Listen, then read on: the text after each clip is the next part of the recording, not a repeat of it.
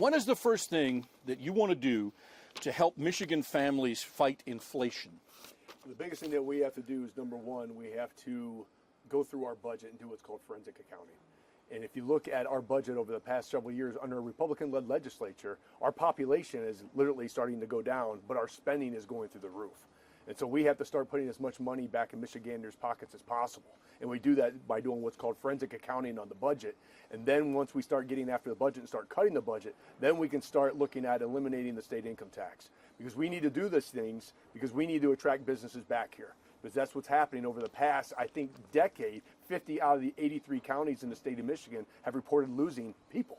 And so we have to attract those businesses back here, because if we bring those businesses back, that's going to create jobs, jobs attracts families, and that's going to allow this mass exodus of people who are going to Florida, Texas, Tennessee, all these other states to move back here. But what better state to live and raise a family than Michigan? Right. Okay, so to that end, what is your plan to improve Michigan's economy and the attendant out-migration that the census tells us is in fact happening? Yeah, that's a true statement. So again, it comes with making sure that no governor can do this again. No governor can weaponize the health department, because who in their right mind would ever want to come back to the state of Michigan with restrictions or maybe even a possible lockdown in the next cold and flu season?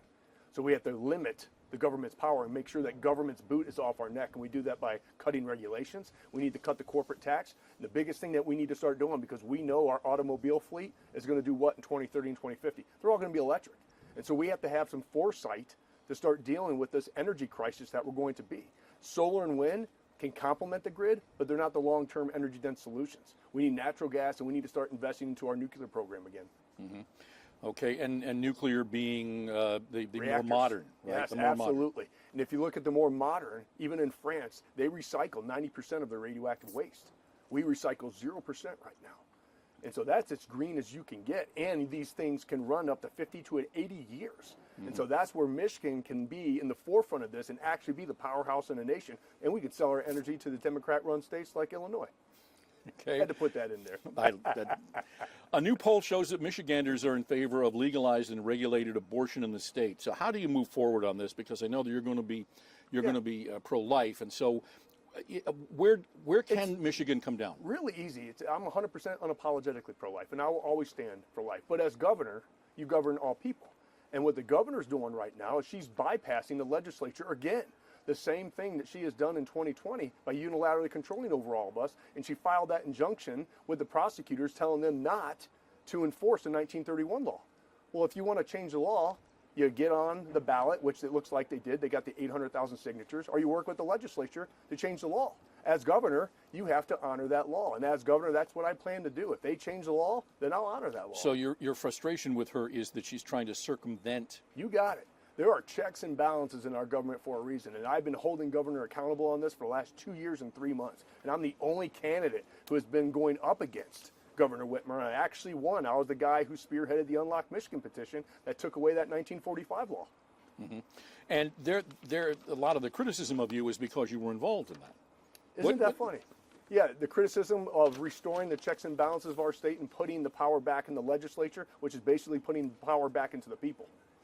Here is the one that comes up, and it's one of those that if in fact you don't answer it right, you're fitted with a tinfoil hat. Yes. Was the 2020 presidential election stolen? Yeah, we've been asked this question so many times in the debate. And look, if you ever seen the documentary 2,000 Mules, there's video evidence of shenanigans going behind the scene, of people dropping off mass applications or mass ballots, right? And we don't know if those were President Biden or President Trump votes, do we?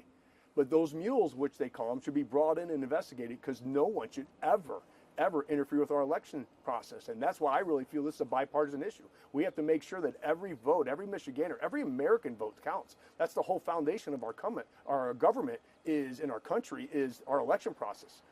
Well, but it's really a yes or no question. Was the election stolen or not? Yes, I believe it was, from the video evidence that I have. And I've heard this question asked so many times, and they say, well, there's 52 court cases or something that said they didn't find any evidence. Okay, so let me turn it around and ask a question of all the viewers. If you charge somebody for murder and they get prosecuted and they sent to jail, or they're sent to jail for murder, and new evidence comes up that may free them, should we just sweep that evidence underneath the rug, or should we investigate it? The answer is obvious. And there's new evidence now with the video evidence that I've seen. And if you want to watch it, watch 2,000 Mules. And well, many people will tell you that the 2,000 Mules has been debunked. I'm not saying that. I'm just saying that that is out there. So it begs the question, you know, where in this process did the problems arise, and what should be done about it? Well, I think the legislature actually did their job to go into what they've done in the past with passing bills, and I think dozens of them, to fix our election process. Common sense things like expanding the governmental voter ID, getting rid of ballot harvesting and the mass application or mass mailings of absentee ballot applications. We need to get rid of that. They literally took COVID and they turned our voting system into California and New York overnight, which was wrong. There are laws into place that have been put into place, and we need the right people. That's why I say vote the O's. Cuomo, DePerno, Soldano. Okay. One criticism of Whitmer's pandemic orders on your behalf. Give me one criticism of Whitmer's pandemic orders. You never, ever take away people's constitutional freedom, sacred values, and citizens' rights, regardless of a pandemic. People just want the truth. People just want transparency. You don't deny FOIA requests to the executive branch during times of crisis. You don't keep hospital data away from the legislature. You don't do those things. So when she did that, that's why I initially stood up. We'll talk after. What is one thing that you'll do to work with Democrats? See, and this is a story I'm going to share. We got to get away from this one policy, one issue voter, right? We need conversation again, and we need a variety of conversation from a variety of different people and experience and backgrounds, and not move only our state forward, but our country. I think people want unity again, and we're done with this fringe left and fringe right mentality. And a story that I always share is our movement is made up of mainly moderates, independents. And they come to me and they say, hey, we don't agree with 100% of everything that you say, but you give us truth, you give us transparency. And that's what's needed. And I actually had a woman come to one of my meet and greets, drove 2.5 hours to have conversation with abortion with me. And she was pro-choice. Now, obviously, I'm pro-life. And we had a 35-minute conversation. And I didn't change her belief in 35 minutes, and she didn't change mine. But she gave me a hug, and she said, I never voted for a Republican before, but I'm voting for you. I never donated to a campaign, but I'm donating to yours. That's the power of this country. And it comes with conversation. I see. So working together. Absolutely. Where should the COVID relief money go? And this is what's frustrating about this. Right now, Governor Whitmer actually is acting like a moderate Republican with what she's doing right now. And she's trying to undo all the damage that she has done to our businesses, to our schools, taking away our children's experiences, opportunities, and dreams, right? Putting our society in the state of Michigan into a mental health crisis. So we're using all this COVID relief money to try to undo the damage. Do you imagine what we could have done if she would have did it the right way? And what we could be investing in the infrastructure right now? We could be investing into our long-term energy-dense solutions. We could start investing into our natural gas storage capacity. We could start making sure these kids and parents aren't drinking lead water. All these things, but she's not. And if you look at Florida right now, they just had a $22 billion surplus because their state is humming. They didn't put their kids in a mental health crisis. Everything's moving on track because they have what? A great leader who's willing to stand up for the people and do what's right. All right. What is your position on the gun safety storage bills brought by the state Democrats and blocked by the Republicans? I am 100% Second Amendment. And I teach my kids how to safely defend themselves, but you need to make sure that your stuff is locked up. And you got to make sure those guns are secure. And what had just happened with that person buying that gun legally and then giving it to that criminal to shoot a police officer and destroy that family's life should be held accountable. Well, it wasn't given; they sold it. But he sold I don't mean to be quibble, Yeah. but I'm just saying. What is your leadership? Why is your leadership style better than Governor Whitmer's? Well, I think it comes with truth and transparency, and I'm going to represent not only my base, but all the bases with that truth and transparency. And just like I said before, you may not agree with everything that I have to say, but you're going to understand why I made that decision on signing that bill and trying to enact a policy. Mm-hmm. Okay. According to our most recent Local 4 Detroit News poll, you and your Republican challengers have an uphill battle in the gubernatorial race. Your biggest battle might be your name recognition.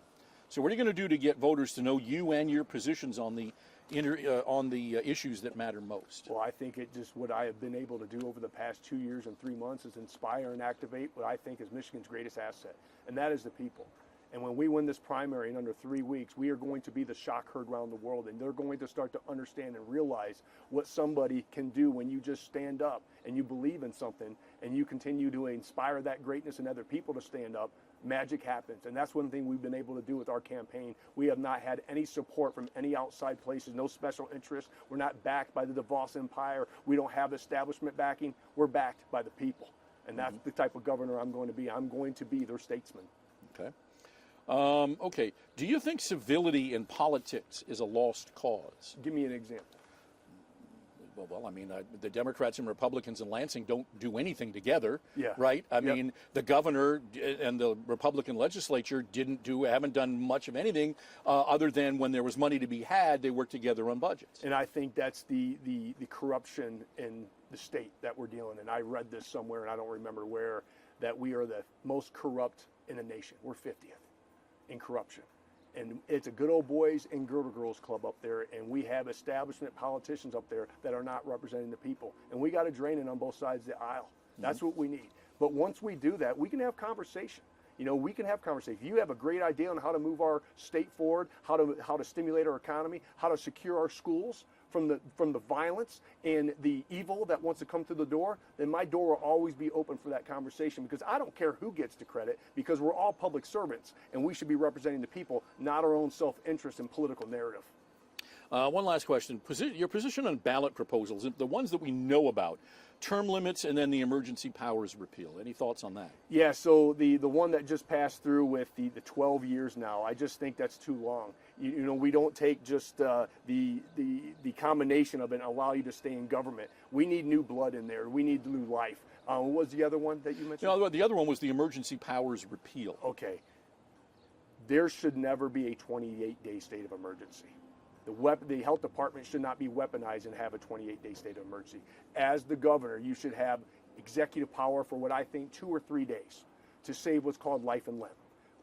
The Gaylord tornado, the Midland flood, the Benton Harbor and the Flint water crisis, right? You need to have executive power to make a unilateral decision to save life and limb. Until what? The legislature can convene, and then you work together to come up with common sense solutions for the people. Okay. Anything else you want to add? What's the best reason to vote for you? I tell you what, I have been standing up for the last 2 years and 3 months. I have battled hard, and I've been in the trenches with my fellow Michiganders, inspiring positive change in our state, and that's exactly what we're going to do, because I know this and I believe this. We are going to blaze a trail so wide, so big, so full of hope and inspiration that everyone that doubted us, hated on us, attacked us, threw mud at us, they're going to have to humbly follow. And that's the ripple effect that we're going to have throughout the country when we take back our country in 2024, because there's not going to be a red wave in November. It's going to be a red tsunami.